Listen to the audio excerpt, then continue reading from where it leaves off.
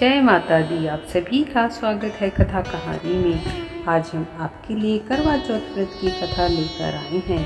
सभी सुहागन स्त्रियां कथा सुनने से पहले अपने हाथ में गेहूं के 11 दाने लेकर बैठ जाएं। उसके बाद कहानी सुनने के बाद गेहूं के दाने को अपने चुन्नी के पल्ले में बांध लें। रात को चांद को अर्घ देते समय पल्ले में बंधे हुए इन गेहूं के दानों को करवे में डालकर चंद्र को अर्घ दें और अपना व्रत संपूर्ण करें। बोले करवा चौथ माता की जय, गणेश भगवान की जय, चंद्र देवता की जय। बहुत समय पहले की बात है। एक साहूकार के 7 बेटे और एक बहन करवा थी। सभी 7 भाई अपनी बहन से बहुत प्यार करते थे, यहाँ तक कि वे पहले उसे खाना खिलाते और बाद में स्वयं खाते थे। एक बार उनकी बहन ससुराल से मायके आई हुई थी। शाम को भाई जब अपना व्यापार बंद करके घर आए तो देखा उनकी बहन बहुत व्याकुल थी। सभी भाई खाना खाने बैठे और अपनी बहन से भी खाने का आग्रह करने लगे, लेकिन बहन ने बताया कि उसका निर्जल व्रत है और वह खाना सिर्फ चंद्रमा को देखकर उसे अर्घ देकर ही खा सकती है।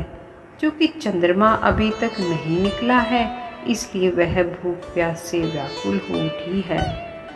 सबसे छोटे भाई से अपनी बहन की हालत देखी नहीं जाती और वह दूर पीपल के पेड़ पर एक दीपक जलाकर छलनी की ओट में रख देता है। दूर से देखने पर वह ऐसा प्रतीत होता है जैसे चतुर्थी का चांद उदित हो रहा हो।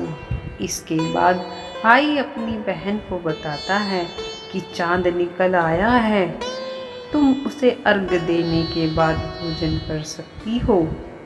बहन खुशी के मारे सीढ़ियों पर चढ़कर चांद को देखती है, उसे अर्घ देकर खाना खाने बैठ जाती है।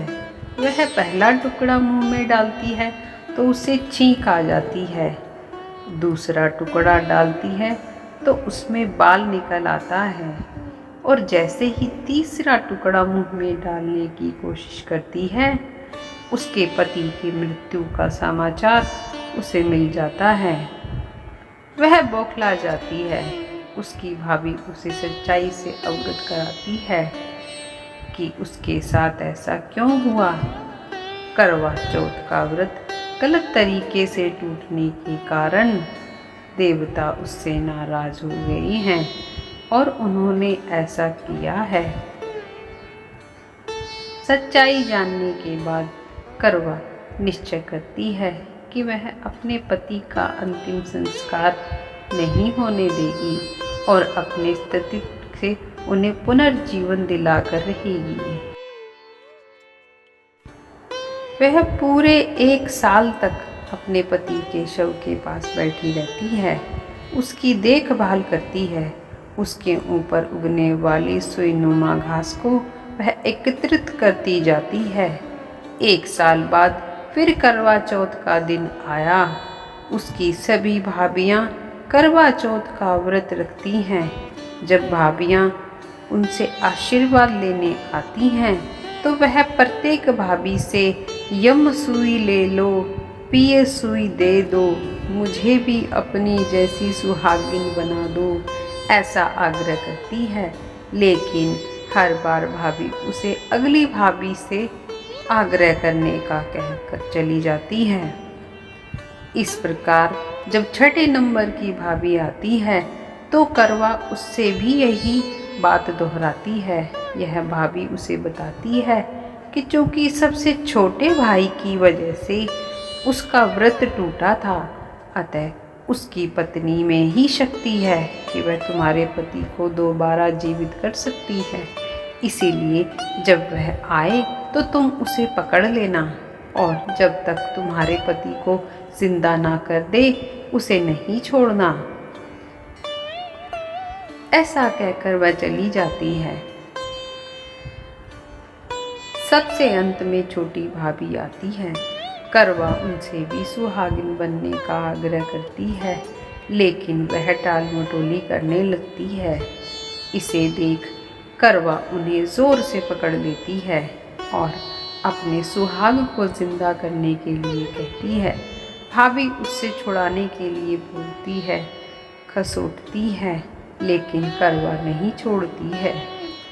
अंत में उसकी तपस्या को देख भाभी पसीज जाती है और अपनी छोटी उंगली को चीरकर उसमें से अमृत उसके पति के मुंह में डाल देती है।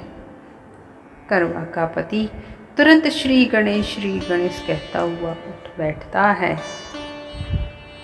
इस प्रकार प्रभु कृपा से उसकी छोटी भाभी के माध्यम से करवा को अपना सुहाग वापस मिला।